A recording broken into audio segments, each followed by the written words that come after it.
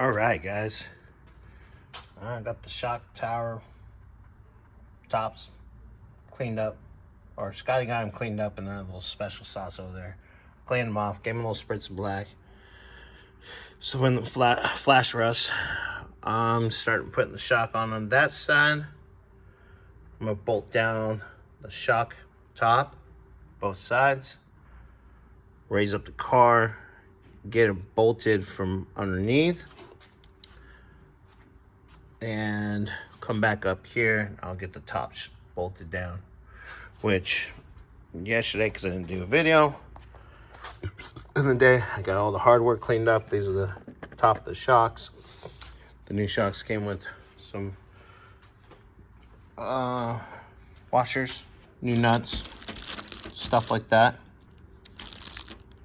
So, and then I also got the hardware cleaned up for the cover for the springs that go on the wheel well, which those have been cleaned up.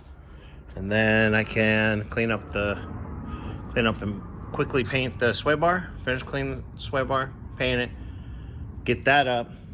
I'm also gonna get the housing all cleaned up, spritz up, and get some other cleanup stuff done.